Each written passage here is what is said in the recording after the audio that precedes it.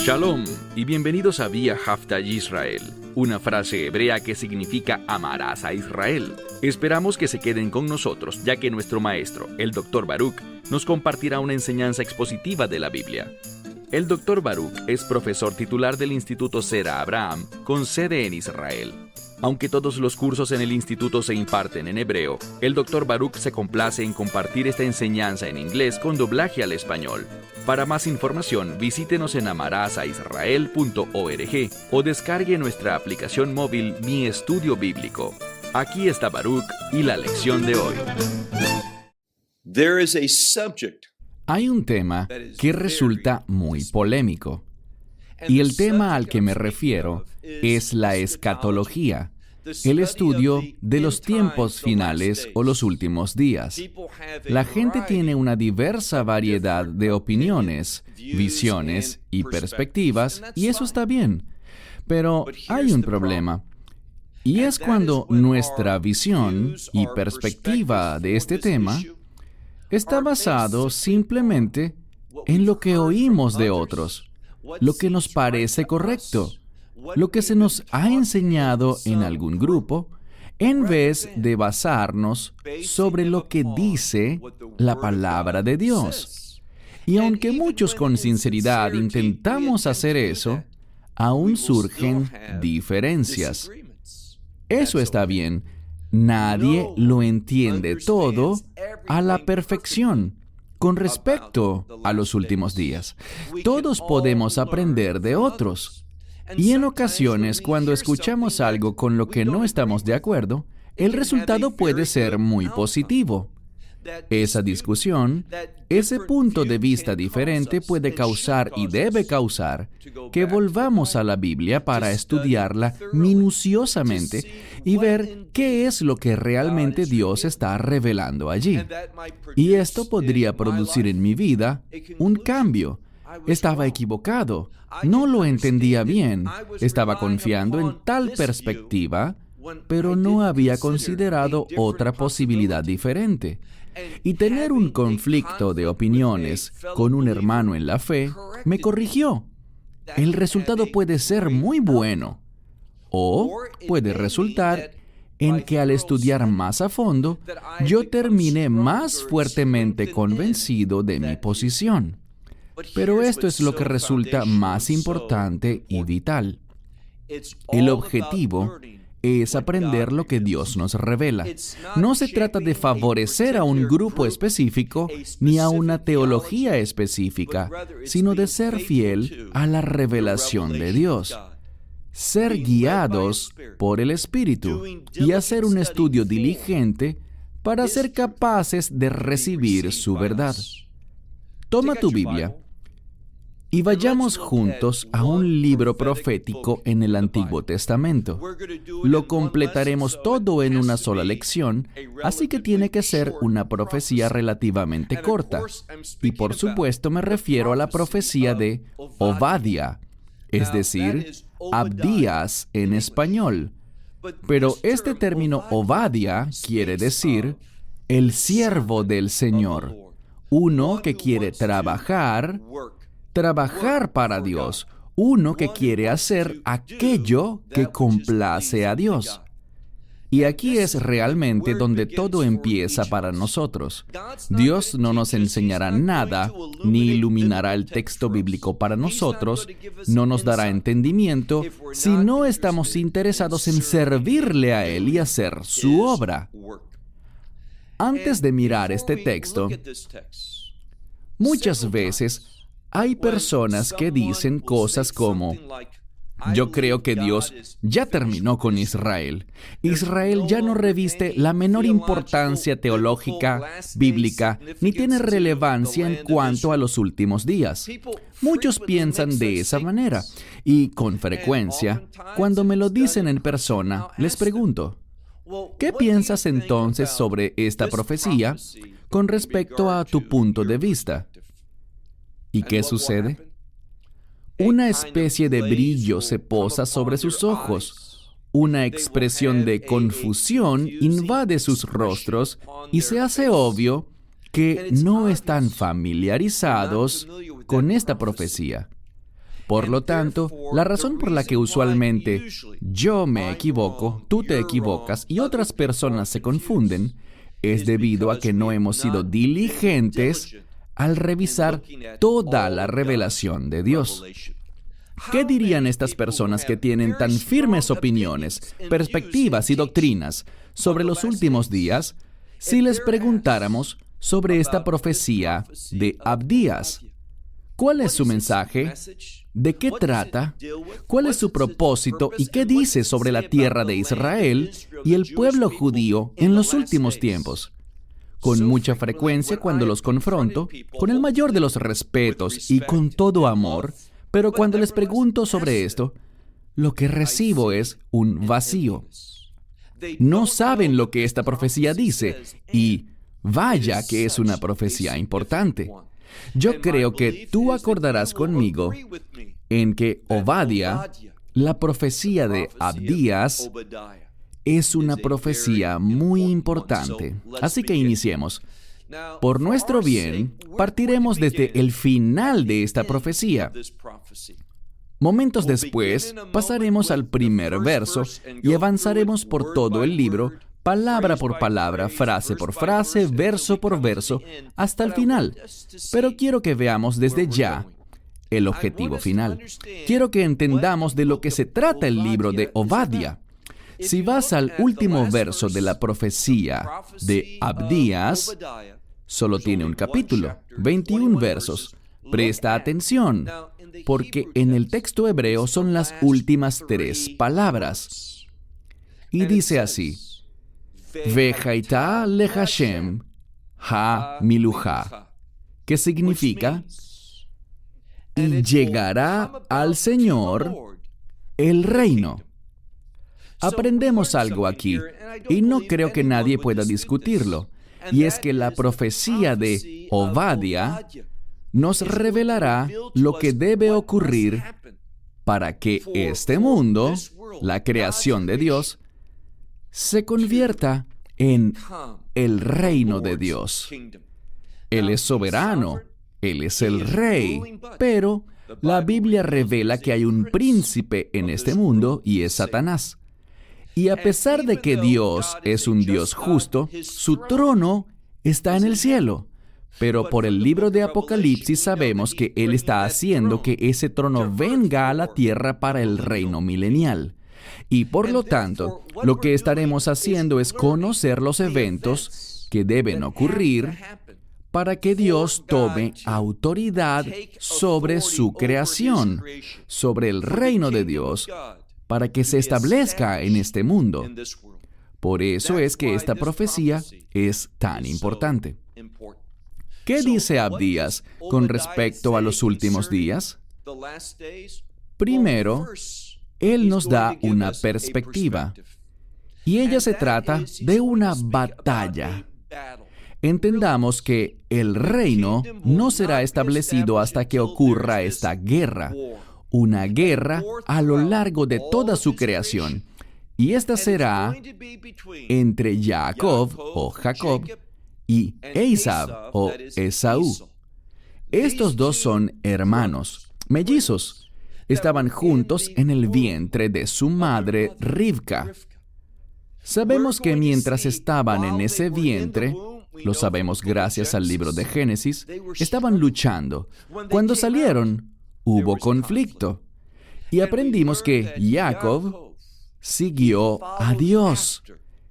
Ese es el significado de su nombre. Jacob significa el que sigue. Proviene de una imagen en la que él sujeta al talón de su hermano. ¿Por qué?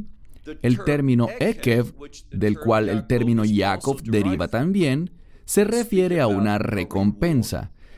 Jacob estaba buscando la recompensa. ¿Cuál recompensa? Ser llamado a servir a Dios, a formar parte de los propósitos y planes de Dios.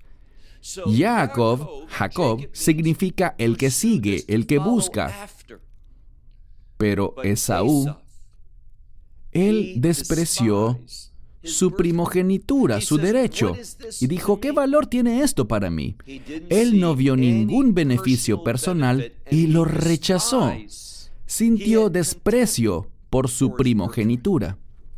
Y por lo tanto la Biblia dice, a Esaú, Dios hablando, he odiado, pero a Jacob, he amado. ¿Por qué? Por su perspectiva en torno al plan de Dios y su propósito. No se basa en obras, se basa en un compromiso.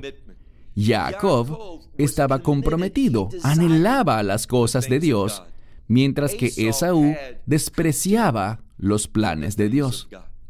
Y por lo tanto, mientras se cumplía ese llamado, ¿qué llamado? El llamado de Abraham. Ese pacto era un pacto de bendición. Fue claro en cuanto a esto, pero también eran un pacto de juicio. Bendeciré a los que te bendigan y maldeciré a los que te maldigan. Así que es un juicio, pero ese juicio eventualmente producirá un tiempo de bendición. Y ese es el reino de Dios. Entonces, el conflicto entre Jacob y Esaú está en el centro de esta profecía. Y la pregunta es, ¿de qué lado te pondrás tú? ¿Y cuál es el lado que apoya a Dios? Ese es el lado al que debemos apoyar. Iniciemos. Tomaremos esta profecía de la manera como las palabras fueron escritas para nosotros, para ver qué es lo que Abdías nos quiere revelar. Verso 1. La visión de Abdías.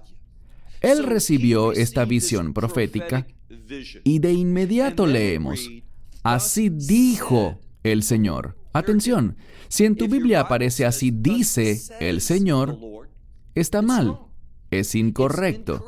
Demuestra un descuido porque literalmente esta palabra que aparece aquí, amar, está en tiempo pasado. ¿Por qué? Nos está comunicando que a pesar de que estamos hablando de eventos futuros y a pesar de que Dios hablaba de esto en el tiempo presente de Abdías, tiene sentido desde mi punto de vista lógico decir así dice el Señor porque Él lo está diciendo en ese momento a este profeta. Pero está en pasado para demostrar que lo que está diciendo es tan válido como si ya hubiese sucedido, es decir, que viene a nosotros con autoridad. Dios lo está prometiendo. El tiempo pasado denota una confirmación, una promesa de que lo que Dios ha dicho sucederá. Una vez más, la visión de Abdías. Así dijo el Señor Dios a Edom. Entonces, esta es una profecía sobre Edom.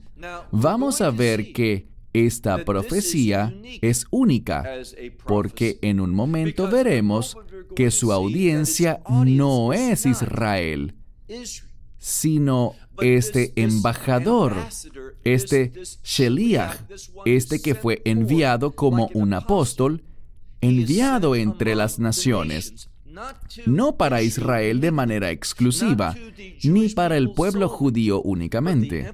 Su énfasis está en las naciones. Presta atención a lo que dice. Tiene que ver con Edom. ¿Y quién es Edom? Edom es el pueblo que desciende de Esaú. Y si haces un buen estudio sobre Edom en la Biblia, Dios odia a este pueblo. Dios condenará eternamente a este pueblo. ¿Por qué? Porque ellos caminan en el espíritu de su padre, Esaú, quien despreciaba los propósitos y la voluntad de Dios. Entonces, así dijo el Señor con respecto, Él le hablaba a Edom sobre Edom. Y luego vemos la frase Shmuá, Shamanu, que significa hemos oído, y usualmente la palabra Shmuá significa rumor, pero en la Escritura es simplemente algo que se escucha, una noticia.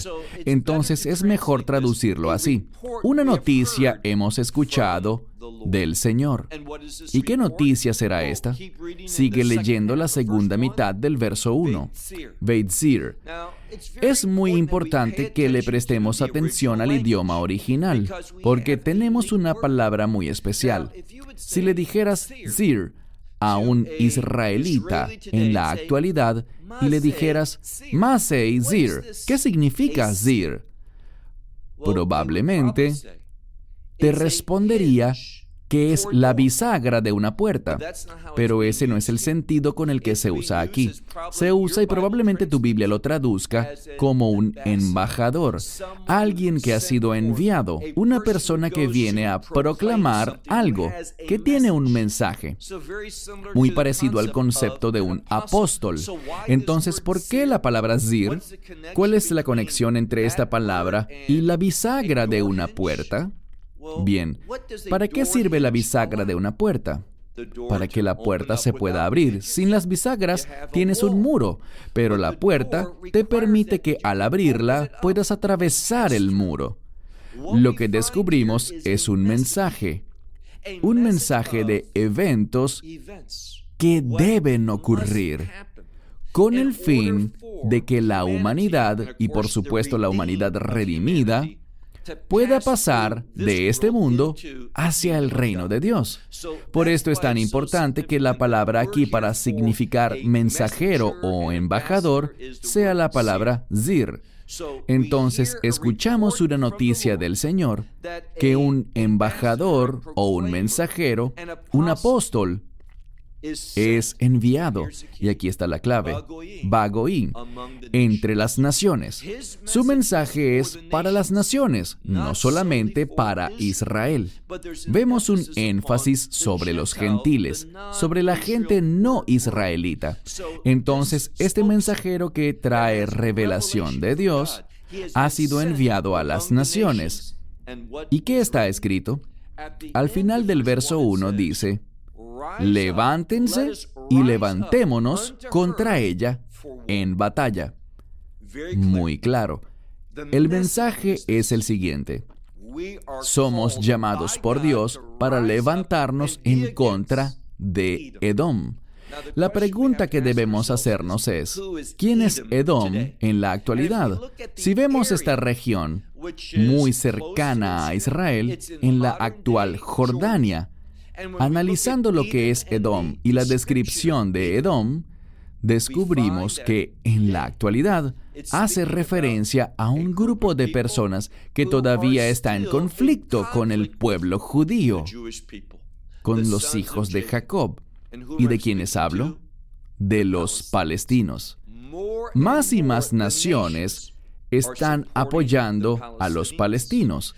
Quieren que se constituya un Estado palestino. Las Naciones Unidas, la Unión Europea y otras organizaciones mundiales están apoyando fuertemente a los palestinos y quieren establecer un Estado palestino. Quieren que Israel les entregue tierras a quienes hablan de una manera tan adversa en contra de los descendientes de Jacob. Pero lo que Dios está diciendo aquí es: les he enviado, lo tenemos, Abdías, tenemos el mensaje de este apóstol, este embajador, este mensajero de Dios. Y él dijo: levántense y levantémonos y salgamos a la guerra en contra de Edom. No apoyemos a Edom. Edom representará una nación que logrará el apoyo del mundo bajo el liderazgo, y escucha bien, en última instancia bajo el liderazgo del anticristo. No es difícil que entendamos esto porque nos habla de eventos que producirán el establecimiento del reino de Dios. Lo vimos cuando encontramos las últimas 3 palabras en hebreo en el verso 21. Habrá una guerra, y esa guerra será entre los hijos de Jacob y los hijos de Esaú. Y cuando vemos esto, las piezas caen en su lugar para esta guerra. Y sabemos que en esa guerra, el enemigo será liderado por el anticristo. Avancemos al verso 2. Ahora Dios le hablará a Edom con respecto a Edom y dice: he aquí, Sabemos lo que esto significa. Presta atención a esto. Dice, pequeño. Esta es una palabra que en este contexto quiere decir insignificante. Pequeño. Y Dios está hablando, te he hecho entre las naciones. Entonces, pequeño entre todas las naciones del mundo. Los palestinos son un pueblo pequeño, más pequeño incluso que los israelitas, los judíos. Entonces, Dios dice, los he hecho pequeños entre las naciones. Y noten cómo termina el verso 2. Bazui, ata, meod. Bazui es la misma palabra que es usada en Génesis, donde dice que Esaú menospreció, que sintió desprecio o valoró poco su primogenitura. Él despreció su primogenitura. Aprenderemos un principio. Del modo que estimemos las cosas de Dios, Dios nos estimará a nosotros. El Mesías dijo, con la medida con la que midas serás medido. Veremos este mismo principio, con otras palabras, en unos momentos. Pero lo que leemos aquí es a Dios hablando y diciéndole a Edom, ustedes son insignificantes como pueblo. Y en segundo lugar les dice, ustedes son una desgracia. Ustedes son dignos de desprecio entre las naciones, en un sentido amplio. Despreciables son ustedes, meod, en gran manera. Dios no está complacido con ellos. ¿Por qué? Sigue leyendo. Algunas Biblias dirán, porque el orgullo de tu corazón, pero no dice orgullo. Me resulta muy frustrante ver que muchos traductores tratan con tanto descuido la palabra de Dios. Si la palabra fuera Gaavá, se podría traducir como orgullo, pero es la palabra zedón. Entendamos que bíblicamente, cuando vemos las Escrituras, vemos en un sentido general que existen dos tipos de pecado. Todo rabino sabe esto. Ellos conocen los términos en la Biblia, el término bishgagá y el término beimezid. Bishgagá significa hacer algo que está mal, pero sin intención, por una especie de accidente.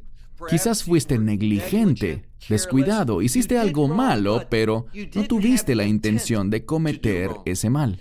Sigue siendo un pecado, sigues necesitando perdón. No fue un mero accidente así nomás, sino que tienes una responsabilidad, pero no fue tu intención hacerlo. Eso es bishgagá. Luego tenemos la palabra beimezid, que significa, eso es cuando pecamos intencionalmente. Tiene un grado de rebeldía. Y vemos que Kohed, Aidei, Mezid, todo pecado que se comete con intención, con una intención impía, con rebeldía, Dios lo ve como Uter Gemur, como algo más serio, como algo despreciable. Y esto describe a Esaú y al pueblo de Edom en los últimos días. Dice, debido a la injusticia, a la intención rebelde, dice,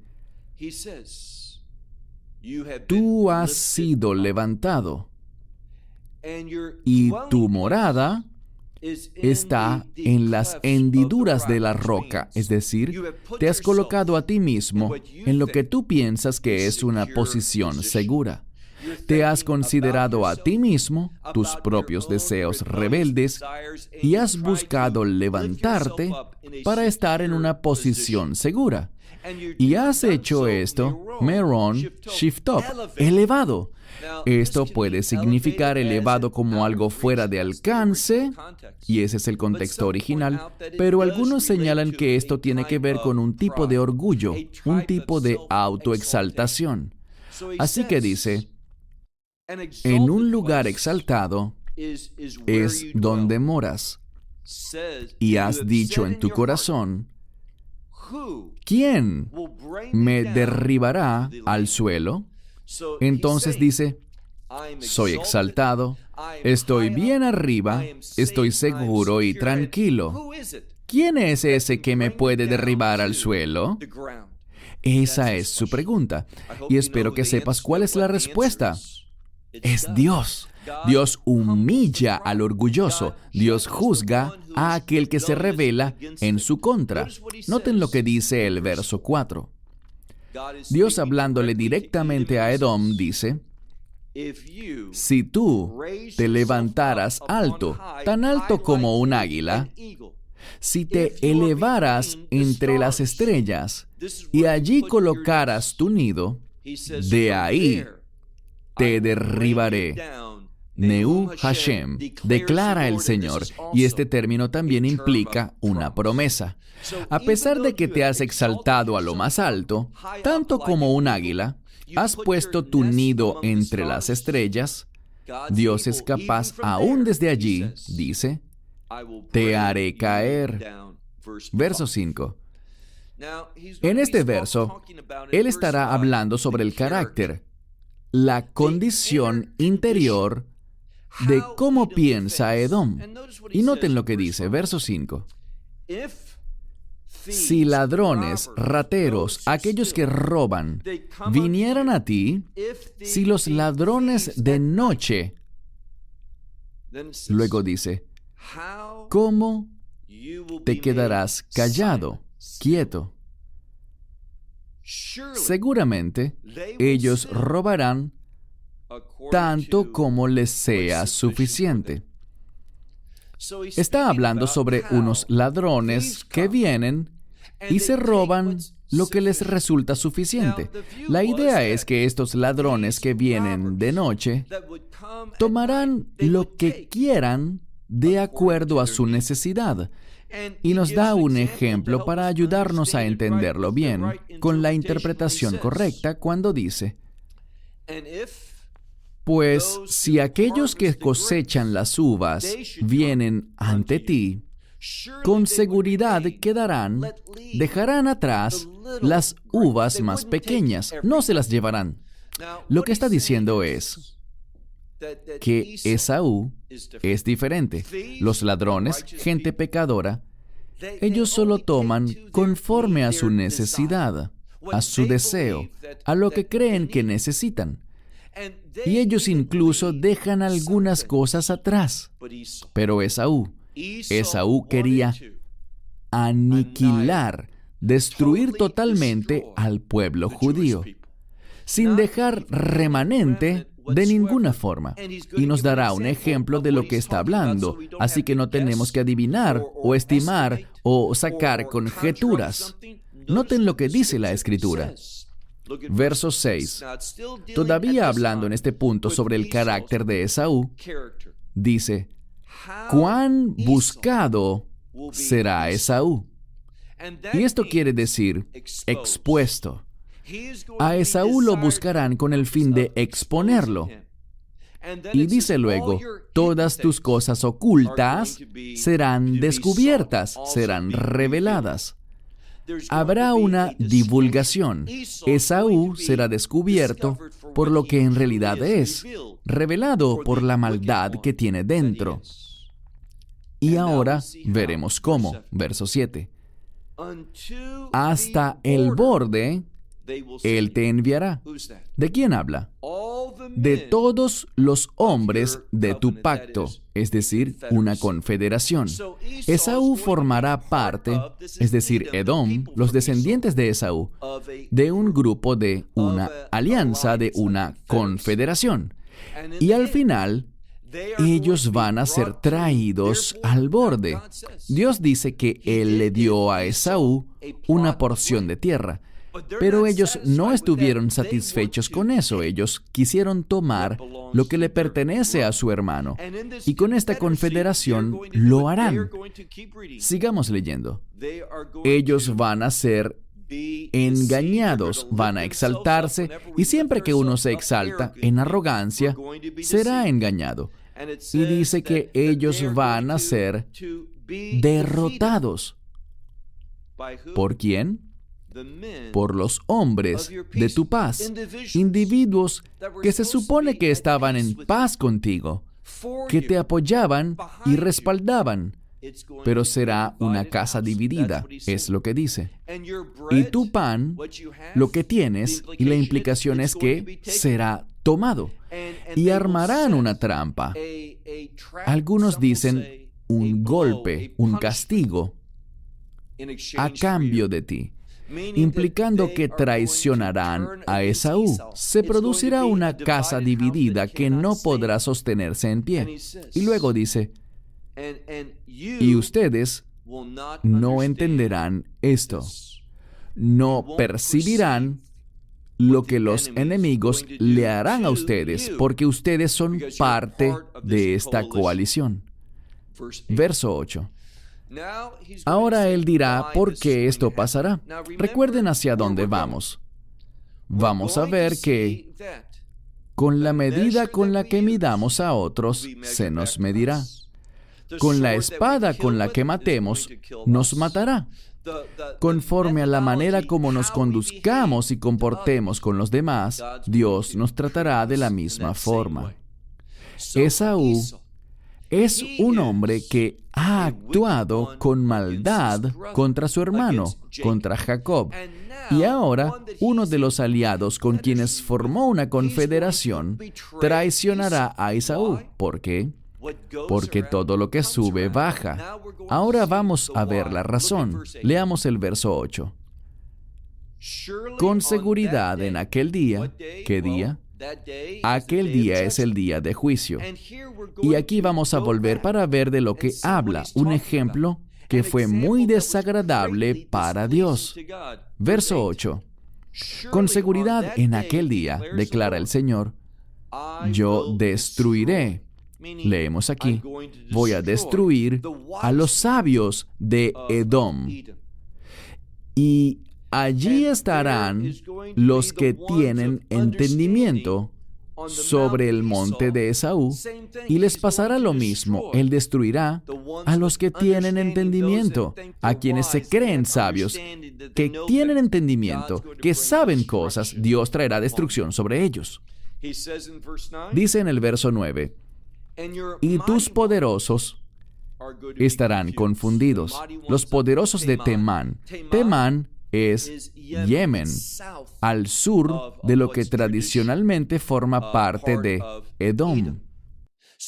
Uno de sus compañeros en la coalición, dice aquí, que los sabios, tus sabios, serán confundidos. Literalmente lo que dice es que tus poderosos de Temán, de Yemen, serán confundidos. Y por tal razón, un hombre será cortado, y la implicación es que todo hombre será cortado del monte de Esaú, debido a la masacre, debido a la matanza.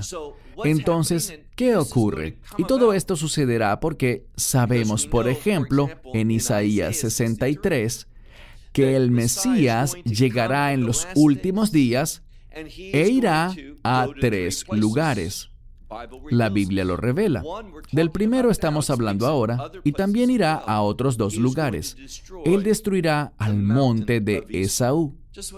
Es lo que dice aquí, vendrá un gran día de masacre y juicio contra Edom. Él también irá al valle de Josafat, eso será para la batalla de Armagedón, y después de esos 2 lugares de juicio, él llegará al tercer y último lugar, al Monte de los Olivos, a donde descenderá para ir al templo, al lugar santísimo, y establecer su reino. Pero aquí solo está hablando de que habrá un castigo sobre Esaú. ¿Por qué? ¿Cuál fue su gran pecado? Pues mira ahora la respuesta. Verso 10. Me jamás. Ahora, jamás, la palabra me significa desde o debido a, y jamás violencia. Y esto es violencia por el simple placer de la violencia. No se justifica como respuesta a alguna injusticia, por ejemplo, sino sencillamente porque aman el sufrimiento ajeno. Aman provocar dolor, les da placer. Es algo enfermizo y demente. Entonces dice, ustedes encontrarán que serán cortados de la montaña. Habrá una gran masacre y nadie sobrevivirá. ¿Por qué? Nos dice aquí Porque en el verso 10, debido a la violencia contra tu hermano Jacob. La violencia de tu hermano Jacob, lo que le has hecho a él, en otras palabras, tú serás cubierto debido a lo que le hiciste a Israel. Jacob, Israel, el pueblo judío. Tú serás cubierto de vergüenza y serás cortado por siempre. Esto es lo que Dios está diciendo. Es una profecía de los últimos tiempos con respecto a Edom. Y por cierto, si haces un estudio, basta con buscar Edom en una concordancia para encontrar que Edom es consistentemente un pueblo odiado por Dios, contra el cual Dios está en guerra. Y hará justo lo que dice, lo destruirá definitiva y eternamente.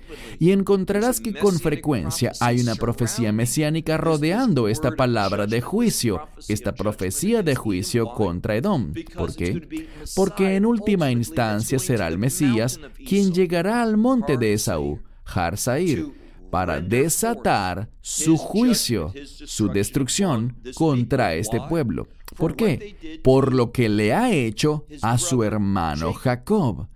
Él será cubierto con vergüenza y cortado por siempre. ¿Por qué? Nos dirá exactamente por qué en el verso 11.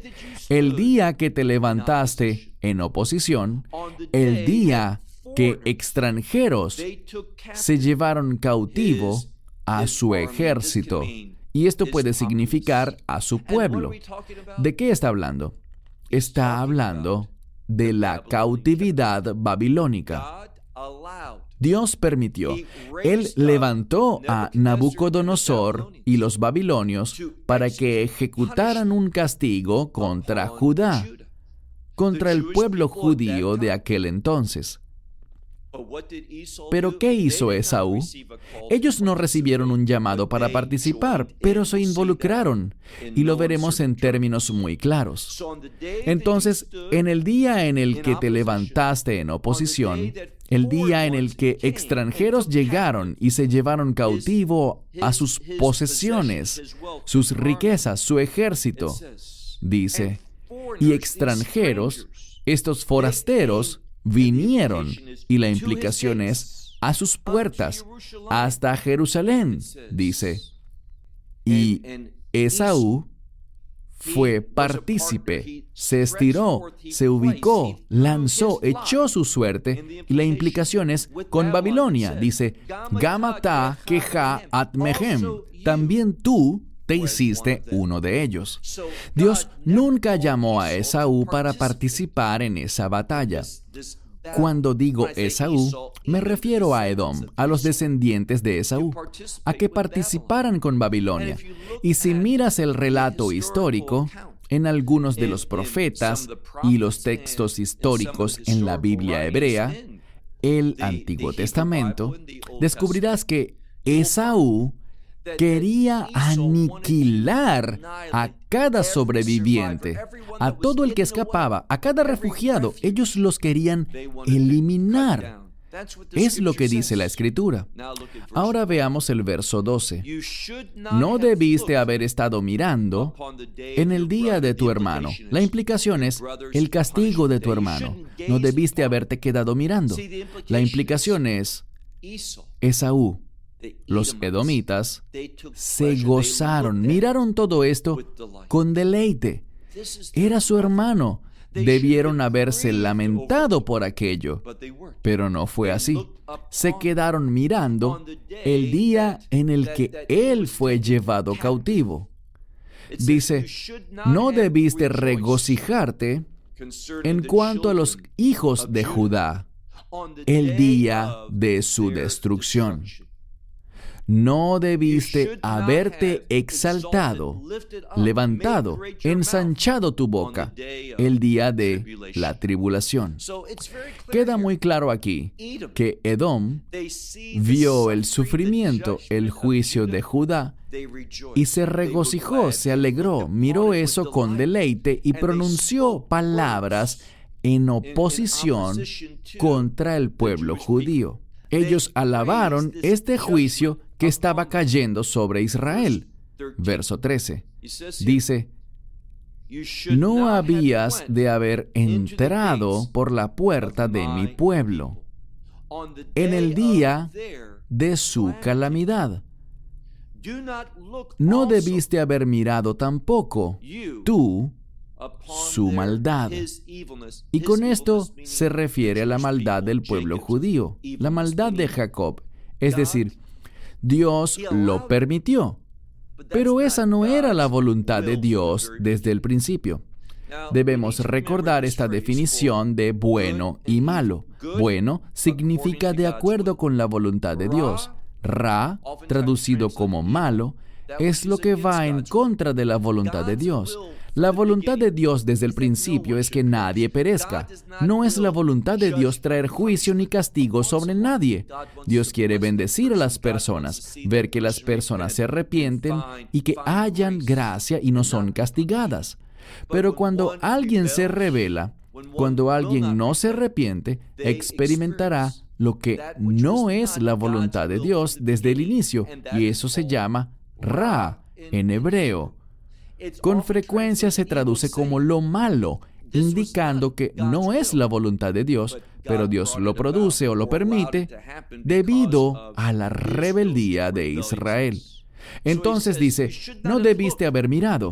Además, fuiste uno de los que se quedaron mirando en este día malo, en su día malo, el día de su calamidad. No debiste haberte estirado, es decir, no debiste haber tomado sus riquezas, su posesión, el día de su calamidad. 3 veces vemos esta palabra para calamidad, desastre, catástrofe. Dios, y es muy importante que veas las palabras usadas aquí. Dios, Él permitió, la Escritura dice que Él levantó a Nabucodonosor para que viniera a castigar al pueblo, pero no obstante, Dios lo ve como una calamidad, una catástrofe. Dios no quería hacer eso, pero como Dios es justo, Él debe castigar el pecado. Él debe castigar la rebeldía. Él castiga la idolatría, la perversión de Jacob. Pero no tenía como propósito aniquilar al pueblo judío. Dios quería que un remanente sobreviviera. ¿Y qué pasó? Esaú vino para pisotear ese remanente. ¿Cómo lo sabemos? Sigamos leyendo. Pasemos ahora al verso 14. No debiste haberte parado en la intersección, en la encrucijada. No debiste haberte parado allí para cortar a sus sobrevivientes, aunque está en singular, a su refugiado, a quien quedó como refugiado, es lo que dice. Esaú se paró allí, mientras todos huían hacia las intersecciones, huyendo para escapar. Eso es parte de lo que Dios quería, que el pueblo saliera al exilio. Pero ¿qué hizo Esaú? En vez de permitirles que fueran al exilio conforme a la voluntad de Dios, ¿qué hizo Esaú? Buscó matar a esos sobrevivientes. Ese era su objetivo. Y Dios dijo, no debiste pararte en las encrucijadas, en las intersecciones, para cortar a sus sobrevivientes. No debiste haber entregado a los sobrevivientes en el día de la angustia. Entonces, ellos a algunos los mataron, eso hicieron con algunos, mientras que a otros los llevaron cautivos y los arrastraron a Babilonia para que Babilonia terminara el trabajo. Pero ven aquí que Esaú se levantó en oposición al plan de Dios.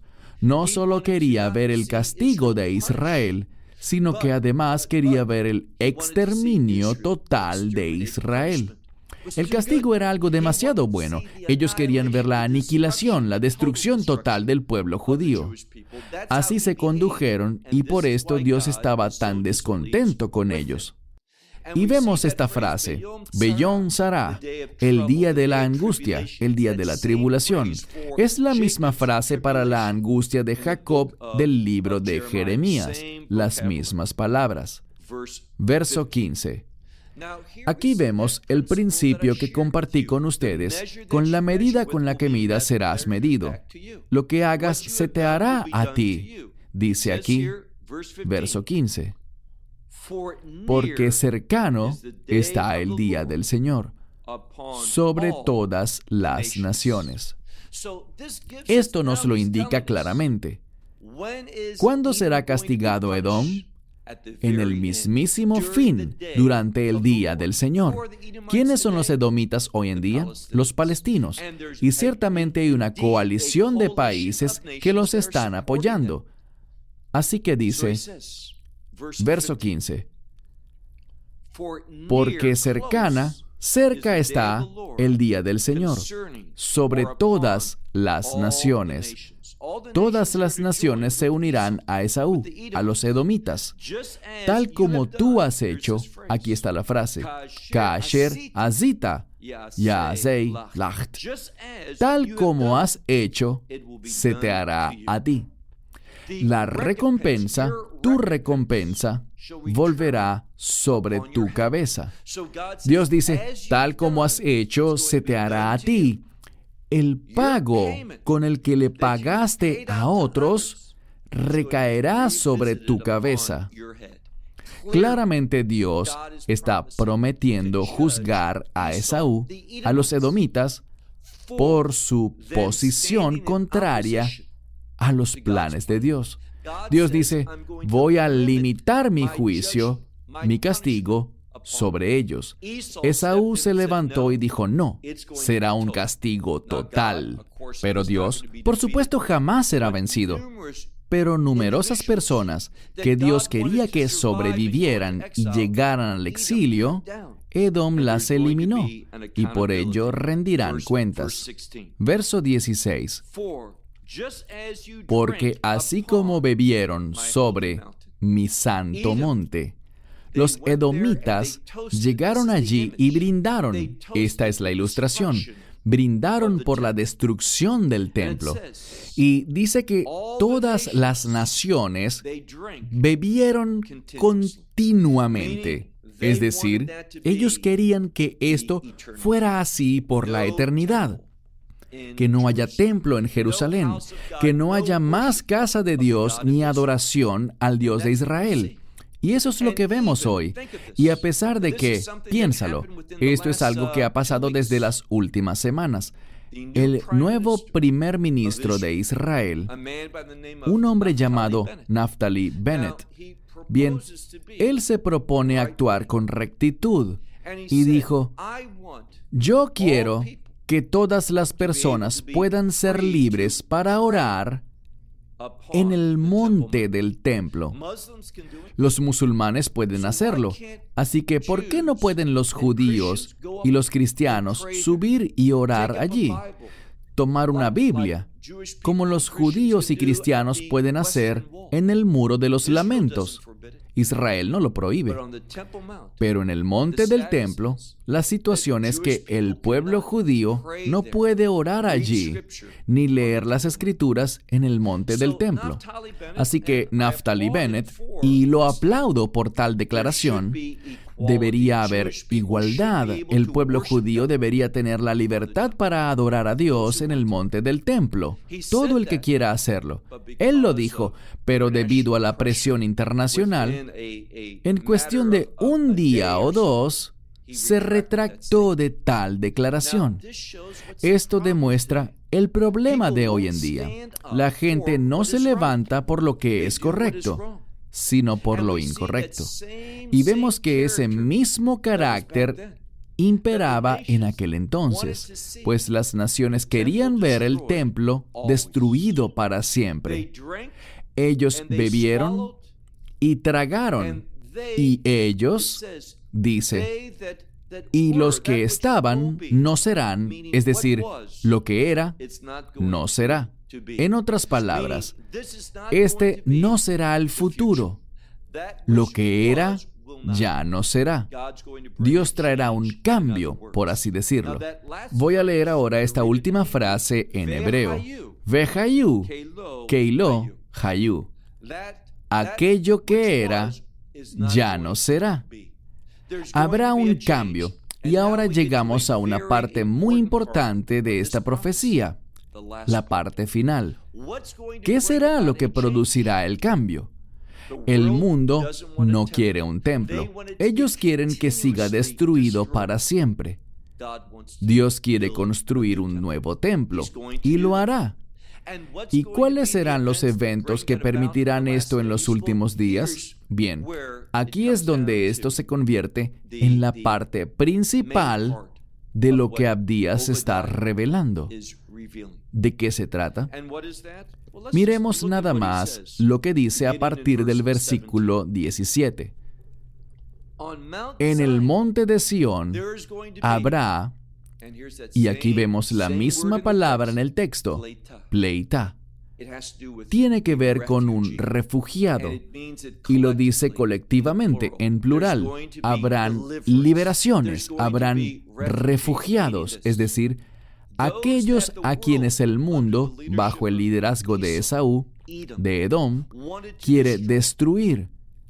Habrá un remanente de esa generación antigua y a lo largo de la historia Dios los ha protegido y dice en el monte de Sión, ese es un término de reino, habrá liberación y será santo.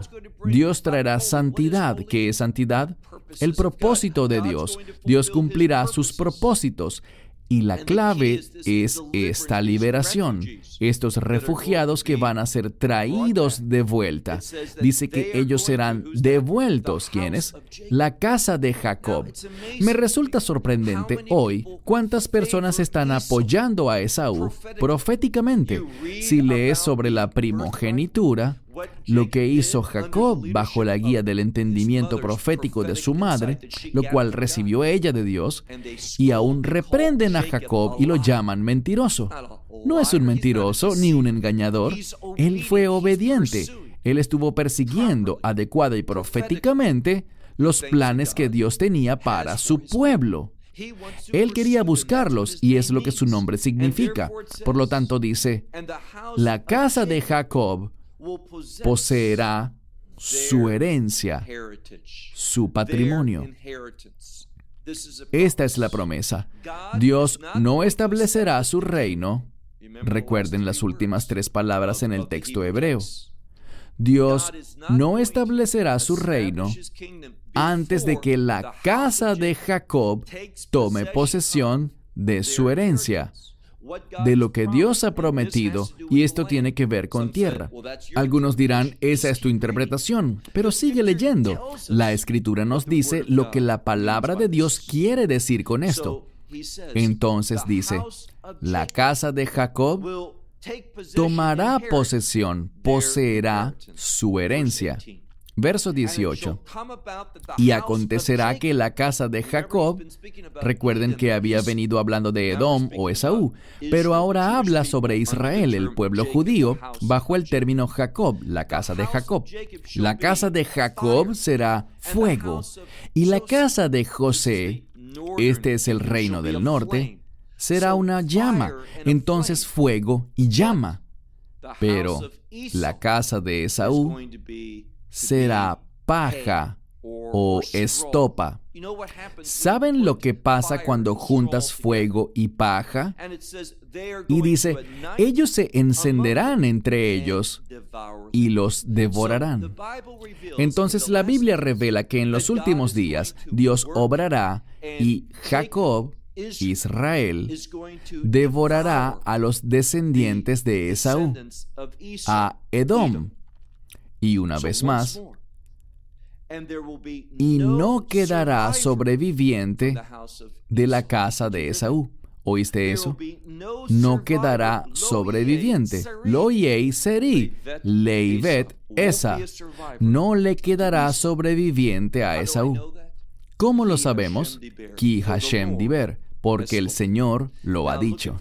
Ahora pasemos al verso 19. Los versos 19 y 20 nos dicen que Dios todavía está interesado en la tierra, que Dios, como lo dice en tantas otras profecías, regresará al pueblo para que se establezca y tome posesión de la tierra.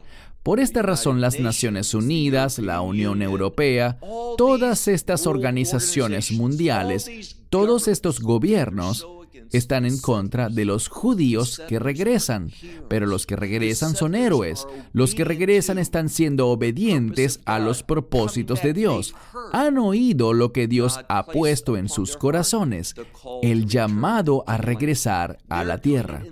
Ellos lo están haciendo al mismo corazón del país, a Judá y Samaria, Yehudá ve Shemrom. Gloria a Dios por esto. Y dice, mira el verso 19. Y aquellos del Negev, esto significa y puede ser un entendimiento plural. Aquellos del Negev, la gente del Negev, tomará posesión y heredará el monte de Esaú. Es decir, Israel se extenderá de sus actuales fronteras y se moverá hacia el sur de Jordania. Y aquellos de Hashfeilah, yo vivo en Hashfeilah, que da a lo largo de la costa del Mediterráneo. Vamos a tomar posesión de los palestinos, del Palestín, de la Palestina de la actualidad. Y dice que ellos tomarán posesión de los campos de Efraín. ¿Dónde queda eso? Por Ramalá, por algunos de los sitios clave donde ellos quieren establecer el Estado palestino. Dice que estas personas no tendrán un Estado eternamente. Dios vendrá y nosotros, los descendientes de Jacob, los del sur, vamos a tomar posesión de los campos de Efraín, de los campos de Shemrom. Eso es Samaria, la zona norte de Samaria, lo que el mundo llama Cisjordania. Y Benjamín, la implicación es que también tomará posesión de Galaad.